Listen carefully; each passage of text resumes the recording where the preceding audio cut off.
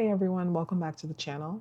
Today we are going to talk about how I unintentionally took a year off from work and how that year led me into an entirely new career in tech sales. Stay tuned, take what you need, leave what you don't, and let's get into it. So, what was the catalyst to me making the decision to take this 1 year work hiatus? As I mentioned in a previous video, I've worked in higher education for nearly a decade. I started off as a student worker and managed to get a full time benefited role at my university. So I was a full time worker and a full time student at the same time. And for most of that time, I felt like this would be the long term plan for me. But over that period, I, a few things just became impossible for me to ignore. And by that I mean I was underpaid, I wasn't growing, and I felt stagnant. So, toward the end of that period of me working in higher education, which also coincided with COVID 19 and the 2020 shutdown, there was this kind of quiet nudge, like a persistent pulling of like me needing to make a change. And I ignored it for some time, but it really felt like it was getting stronger. And I'd never really felt that before because a part of me, I was hesitant to even explore it because a part of me just felt like this is very drastic of a change. And I was already navigating other changes in my life. And I don't know, the pull never went away, and I never really felt that before. So I just needed to explore it. So the decision to step away came from a series of situations that kind of came up. And one day I just had to sit down and admit to myself that staying was starting to cost me more than leaving. So I talked to my partner because making a major life decision would impact him as well, um, or naturally impact the household on some level. And instead of, fear and judgment, he was actually fully supportive. So after that conversation with my partner, I started to build a plan for myself. I calculated how long my savings could carry me. I reviewed my bills. I started planning how my photography business could supplement my income, tightened my budget, um, planned out what a realistic transition might look like. And I actually drafted my resignation letter for 2 months in advance, which gave me quite a bit of sense of relief just doing that. Like I just had it drafted in my Google Docs, ready to go. So I didn't plan to take a year off at the beginning of that year, but once I stepped out, that's exactly what happened. So I would say during that year, the biggest challenge for me to overcome was navigating uncertainty. I will say that I've come a long way. It hasn't completely gone away, but at the beginning of my hiatus, that was probably the biggest challenge. And also just like the fear of running out of money. Even though I had like my initial plan of how I wanted to tackle bringing in income for myself, and I did have savings to help me still be able to like support the household bills while I was taking that year off. You just still never know, and it's still kind of unsettling because I've always had like some form of a steady paycheck since the age of 13, and it was a big adjustment. And it also doesn't help where, you grow up hearing don't depend on anyone for the things you need. That was always in the back of my mind. So that desire and need to stay independent also kind of fueled some of the choices that I made during that year. And no matter how supportive my partner was, I couldn't shake the anxiety of becoming financially dependent. That's a me problem. That may not be your problem, but that was a me problem. That mindset followed me the entire year. It shaped how I budgeted, how often I said yes to photography gigs, how cautious I was with every spending decision. But looking back, that fear taught me a lot about myself. I just want to jump in and say that I'm filming much later than I would typically film. It's nighttime now, so I'm relying on my lights, and I haven't quite navigated how to set up recording, like my recording setup when I'm using actual, like when I'm not using daylight, when I'm using just the light. But I'll figure that out. So hopefully my eyeglass glare isn't too distracting for you guys. Sorry about that. So what did I gear? Oh, that doesn't make any sense. So what did the year teach me? Number one, trusting myself, how to trust myself. Now, that may come natural to someone with high confidence, but I have historically been someone that struggled with their confidence. And so learning to trust myself, um, I've definitely grown throughout this process, and throughout what I'm talking to you now about this hiatus, which was like a huge thrust of me being able to trust myself in the process up until now even. But you know, it is a skill, right? Trusting the decisions that you make that you feel will help you move forward, trusting that the relationships that you build will also be beneficial for you. Um, all of that matters. Number two, your skills transfer more than you think. So just because I left the higher ed industry doesn't mean I left behind everything that I learned in the process, meaning communication, working with diverse people, problem solving, navigating tough situations, project management, making sound business decisions, even if it's not my business. There's conversations that I had with leadership that I was able to pull from and apply throughout that year and even moving forward now. So every one of those skills translated directly into my career transition, which was into the tech sales industry. But what surprised me most was my entrepreneurial skills from running my photography business. They were found to be the most valuable. I even brought that up in like during interviews. And I know that's possibly a debatable tactic to take when you're interviewing, because some people feel that employers, when they find out that you have like a side business, that you won't be taking their job seriously.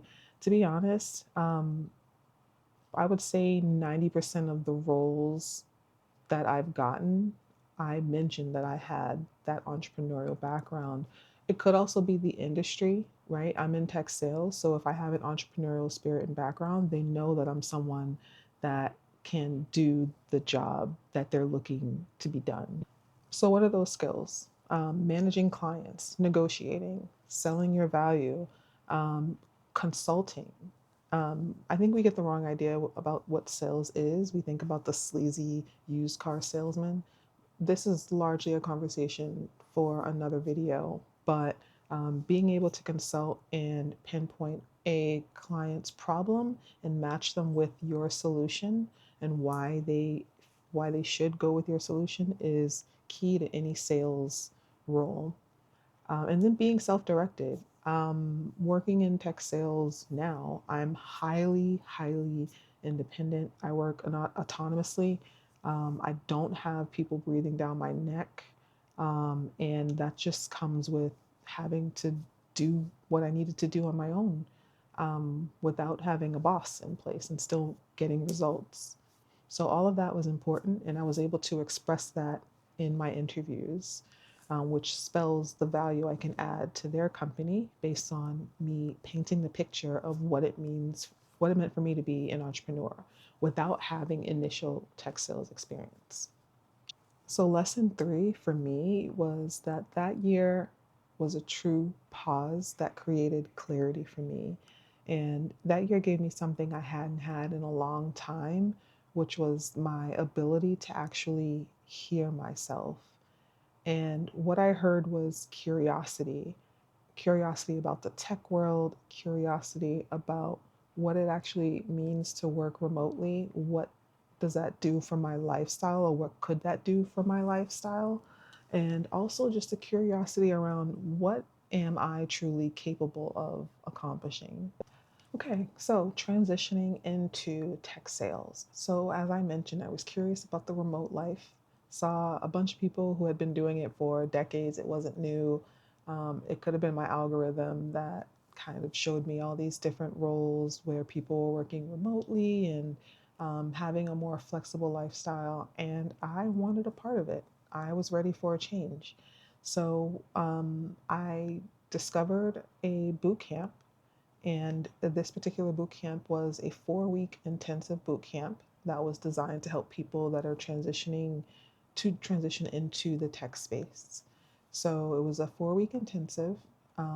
It was basically the full month of December up until, or the majority, the end of November after Thanksgiving, and it wrapped up right before Christmas. And they pretty much laid out all of the necessary information for people to get a get a grasp around entry level roles getting into the tech world.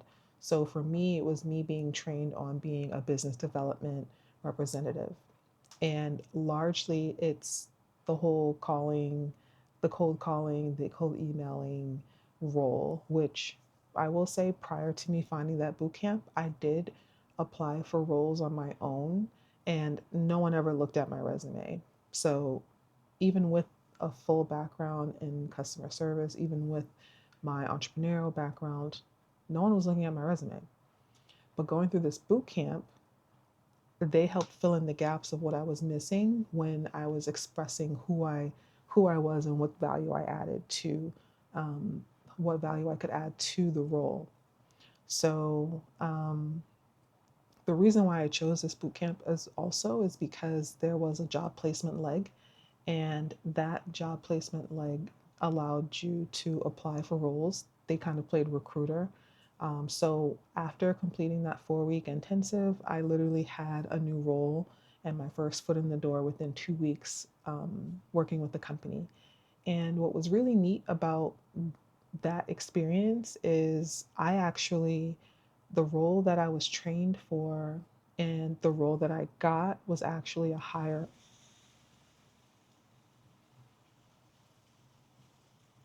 That scared the crap out of me. Okay. The role that I was actually trained for and the role that I got was actually a little bit higher and offered a little bit more money, which is great. So basically, by the end of my hiatus year, I had a new role within 2 weeks of that new year. And that new role was really my foot into the door of working in the tech space. There's hundreds of thousands of jobs in the tech world. It just felt very expansive at that time. Like the opportunities were endless, and it was my first real experience working remotely, and my first experience earning a quarterly bonus throughout the year with a base salary. So it was, I felt like I was going in the right direction. So I was happy at that point. So, what I want you to know if you're thinking of a big career shift, first, I want you to keep in mind that I made this career shift in my mid 30s.